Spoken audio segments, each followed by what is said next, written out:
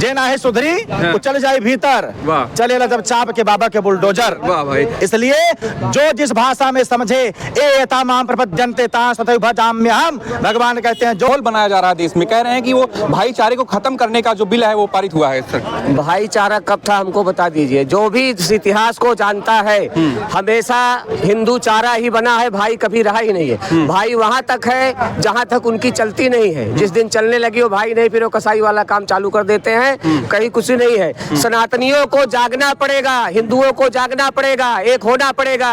ये कब बोर्ड, ये सरिया, ये कानून कुछ नहीं चलने वाला है। सनातन है, सनातन रहेगा। और मैं आपके माध्यम से एक चीज कहना चाहता हूँ, सभी नेताओं को हिंदूवादी वोट लेने के लिए हिंदू का और वक्फ का विरोध करने के लिए जो भी संसद में वोटिंग किए हैं, आने वाले समय में हिंदुओं मुंहतोड़ जवाब दीजिएगा।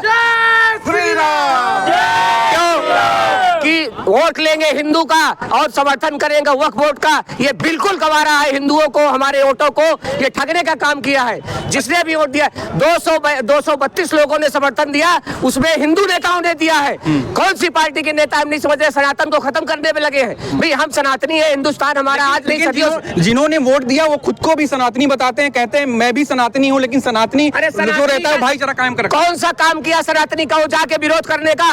एक बिल पास हो रहा है, भविष्य में हमारी आने वाली पीढ़ी सुरक्षित रहिए। क्या सुरक्षा है? कोई भी जमीन को खड़े होकर बोल देंगे हमारी जमीन है। क्या कागज है आप लाओगे? कौन सा कागज लाओगे?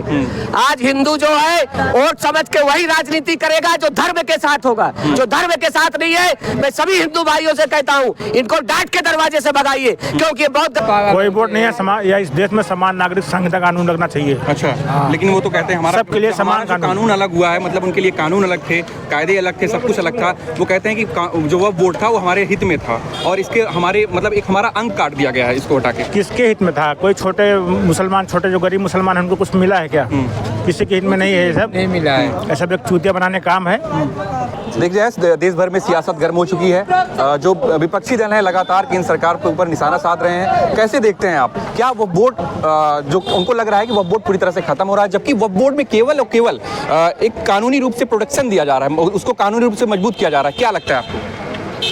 देखिए विषय तो ये है, वक्फ बोर्ड संशोधन बिल आया हुआ है। हाँ, उनको लग रहा है खत्म। मैं तो विगत 8 वर्षों से बड़े बड़े धर्माचार्यों के पास, संतों के पास, महात्माओं के पास जाकर के निवेदन कर रहा हूँ कि यह 1954 से प्रारंभ हुआ है और आज कांग्रेस की सरकार ने इसको अजगर की भांति बना दिया है। पूरे के पूरा गांव निकल जा रहा है। ऐसे पूरे जो सनातन द्रोही सरकारें हैं, विपक्ष है, इन सबका पुरजोर विरोध होना चाहिए। हमारे सनातनियों का, धर्माचार्यों का, संतों का, महात्माओं का, सबका मैं आह्वान करता हूँ। पंडित जी एक बात और है, जैसे कि कहते हैं कि हम जो कांग्रेस के मुख्य लीडर हैं राहुल गांधी जी, वो कहते हैं कि हम ब्राह्मण है, जनेऊधारी ब्राह्मण है और जनेऊ पहन के पूजा भी करते हैं। तो इस पे क्या कहना चाहेंगे आप? वो भी अपने आप को सनातनी बताते हैं। देखिए संत और कालनेमी में अंतर होता है। कोई कालनेमी बन जाए बताए, हमसे बड़ा कोई संत नहीं है। बस यही एक मात्र उदाहरण पर्याप्त है उनके लिए। और जैसे कि अभी कांग्रेसी शासित राज्य है तेलंगाना, जहां पर 400 एकड़ जंगल को पूरी तरह से विध्वंस कर दिया गया। उनकी मंशा है कि वहां पे एक पार्क बने और मतलब करोड़ों जीव हैं, आखिर वो भी तो जीव आत्मा है, जिनको हाथी हो, हिरन हो और मोर हो, मतलब सभी बिलख रहे हैं, रो रहे हैं, तड़प रहे हैं और उनको पूरी तरह से एकदम से बुलडोजर से एकदम विध्वंस कर दिया जा रहा है। इससे आप कितना सहमत हैं? देखिए जो सनातन के अंग हैं, सनातन माने जो सत्य है वही शाश्वत है और जो शाश्वत है वही सनातन है। और जो जीव जंतु वनस्पतियों अथवा सनातन के प्रति कुठाराघात का प्रयास करेगा, दुस्साहस करेगा, वह समूल नष्ट हो जाएगा।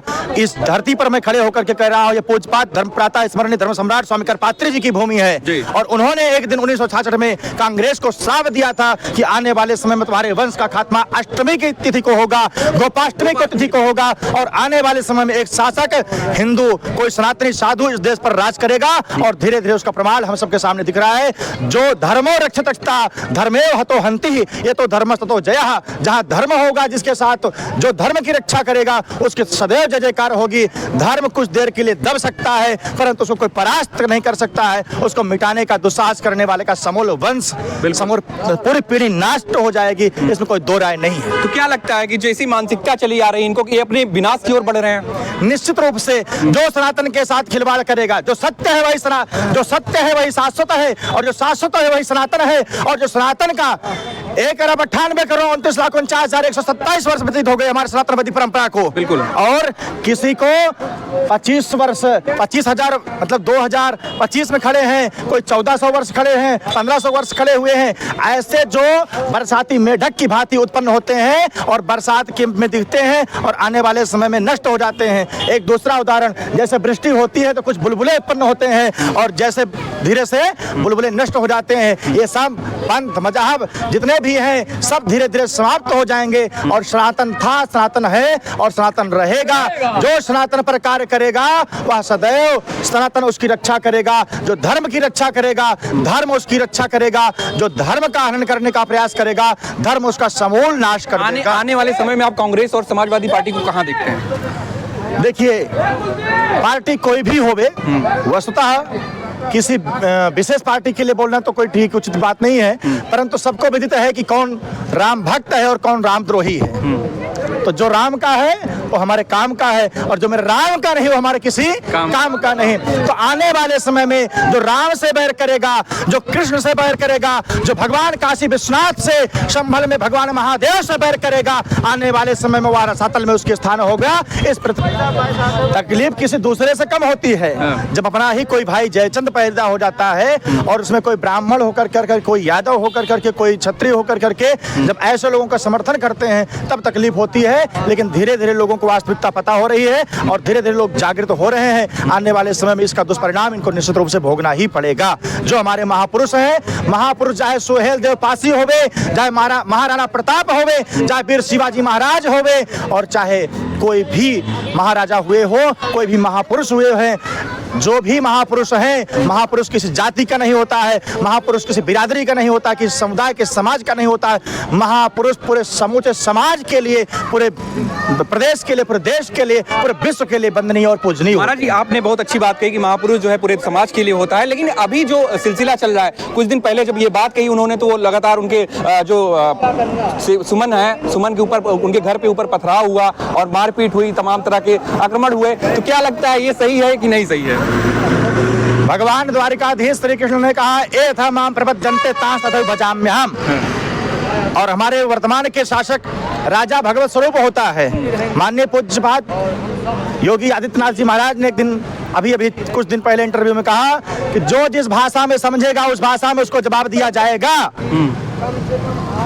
जे ना है सुधरी वो चल जाए भीतर, चलेला जब चाप के बाबा के बुलडोजर। वाह भाई। इसलिए जो जिस भाषा में समझे, ए यथा माम प्रपद्यन्ते तां तथैव भजाम्यहम्। भगवान कहते हैं जो जिस तरीके से हमको भजता है हम उसको उसी रूप में मिल जाते हैं। जो जिसका पात्र होता है हम उसको उसी प्रकार से व्यवस्था बना देते हैं। अभी तो यह ट्रेलर था, पिक्चर अभी जो राणा सांगा के वंशजों ने जाकर करके अभी एक छावा पिक्चर आई थी। जो हमारे इतिहास को कुदेर कर करके उस पर चित्रण किया गया था, हमारे इतिहास का जीवंत चित्रण किया गया था। उस फिल्म को देखने के बाद जो राणा सांगा के वंशजों ने जाकर करके उस पर हमला किया, उनकी पीठ, उनके पूरे सर में जो चोट के निशान थे वह देखने के लायक है। उससे स्पष्ट होता है कि हमारे महापुरुषों ने कितने दुख सहने के बाद भी अपने धर्म को नहीं छोड़ा, अपने धर्म को कहीं से नष्ट होने के लिए अंत तक पूरे प्राण की बाजी लगा करके धर्म की रक्षा किया था। अभी तो ये ट्रेलर था, मैं आपके चैनल से बताना चाहता हूँ 12 तारीख की प्रतीक्षा करिए। 12 तारीख को उसकी पिक्चर रिलीज हो जाएगी। अभी तो ट्रेलर था, 12 तारीख को सभी सनातनी उसके घर पर पहुंचेंगे और उसकी जो दुर्गति होगी पूरा संसार देखेगा। अच्छा, वो कहते हैं कि ये दलित है, दलित के साथ अन्याय हो रहा है, तो क्या लगता है? मतलब मैं धन्यवाद ज्ञापित करता हूँ मायावती बहन जी को, मायावती बहन जी को धन्यवाद ज्ञापित करता हूँ। उन्होंने अपने ट्विटर हैंडल पर लिखा कि ये सांसद है, ये नेता है, राजनेता है, ये कोई दलित नहीं है। और दलितों को, जो छोटे छोटे गांवों के दलित हैं, उनका ये नेता बनता है। अपितु ये एक माफिया है, ये एक नेतागिरी करने वाला व्यक्ति है, किसी दलित का मसीहा नहीं है, और इसको दलित कहना भी बेकार बात है। अच्छा, एक लास्ट क्वेश्चन रहेगा आपसे कि जैसे राम मंदिर बन रहा था, तमाम सारे संघर्ष हुए, तमाम लोगों के बलिदान हुए, वहाँ पे बहुत लोगों ने आहुति दी जान की अपनी, जो हिंदू हैं, तो क्या लगता है कि जब राम मंदिर बन रहा था तो बहुत से जो विपक्षी पार्टी के लोग हैं, जो धर्म को नहीं मानते, वो नास्तिक हैं, वो कहते थे कि राम मंदिर के बजाय वहाँ पे हॉस्पिटल बनते, पाठशालाएं बनती, लोगों को पढ़ने के लिए सुविधा होती, चिकित्सा की सुविधा होती। और आज जब वही वक्फ बोर्ड आता है, वक्फ बोर्ड की जिक्र होता है, तो कोई मुसलमान, कोई जो है जो धर्म को नहीं मानते, वो मुस्लिम धर्म को मानते, वो ये नहीं कहता कि वक्फ बोर्ड की जमीन पर मुस्लिम पाठशालाएं बने, वहाँ हॉस्पिटल बने, बने, तो ऐसा क्या लगता है देश में कैसी मानसिकता हो जा रही है? यही तो दुविधा है। लोग मांग करते थे कि मंदिर की जगह पर अस्पताल बना दिया जाए। परम पूज्य प्रातः स्मरणीय धीरेन्द्र के शास्त्री जी महाराज बागेश्वर धाम ने आ जाइए मंदिर में अस्पताल की भी व्यवस्था कर दी। परम पूजनीय धीरेन्द्र कृष्ण शास्त्री जी महाराज ने मंदिर में अस्पताल की भी व्यवस्था कर दी, पहली बात। दूसरी बात, ये तकलीफ उनको होती है 3000 एकड़ की जमीन वक्फ बोर्ड के नाम पर ओवैसी कब्जिया करके रखा है। उस पर बोलने के लिए अस्पताल बनवाने की, स्कूल बनवाने की किसी की इच्छा नहीं होती है। हमारे धर्मस्थलों पर ही लोगों की हृदय में पीड़ा होती है। ऐसे मूर्ख लोगों की तो जिक्र ही करना बेकार है, जिनकी मानसिकता ही दूषित होवे। चलिए, बहुत बहुत धन्यवाद आपका, बहुत बहुत। भैया क्या नाम है आपका? मैं अजय, जिला कारवा, राष्ट्रीय स्वयंसेवक संघ। जैसा कि अभी देश में माहौल चल रहा है, वक्फ बोर्ड का बिल संसद में पास होता है और वैसे बहुत बड़े वो बताते हैं कि मैं संविधान को मानने वाला हूँ, संविधान को मानता हूँ, और वो जब संसद में ये बिल पास होता है तो उसे फाड़ देते हैं, बिल को फाड़ देते हैं। मतलब उसमें संशोधन हुआ है ना कि बिल पूरी तरह से खत्म हुआ है, तो इतना हंगामा क्यों बरपा है? मतलब वो एक गाना है ना कि थोड़ी सी ही तो पी ली, हंगामा क्यों है बरपा? तो क्या कहते हैं आप, मतलब इसे कैसे तरीके से वो लोग देख रहे हैं और कैसा माहौल बनाने की कोशिश की जा रही है? जो बहुमत के साथ संसद में पास हुआ उसको स्थान मिला, बहुतायत सांसद सदस्यों ने उसको अपनी स्वीकृति दी, उसके बारे में किसी एक व्यक्ति द्वारा टिप्पणी करना ये मेरे समझ से परे है। अगर वो अपने किसी निजी स्वार्थ को ध्यान में रख करके अगर ऐसा कार्य कर रहे हैं, ऐसा कदम उठा रहे हैं, तो ये राष्ट्र हित में नहीं है।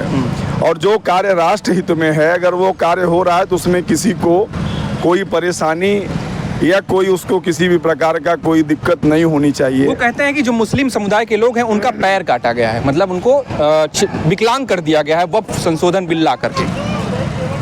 जहाँ तक मैं जानता हूँ, जहाँ तक मेरी समझ है, किसी भी मुस्लिम ना तो पुरुष ना महिला किसी का कोई पैर नहीं काटा गया है। खाली पैर उनका कटा है जिन्होंने अनाधिकृत रूप से देश की एक बहुत बड़ी जमीन के हिस्से को अपने कब्जे में लेकर के रखा है। आज जब उनके हिस्से से वो जमीन, जो नाजायज जमीन थी, जब वो जा रही है तो उनको लग रहा है कि मेरा सब कुछ चला जा रहा है।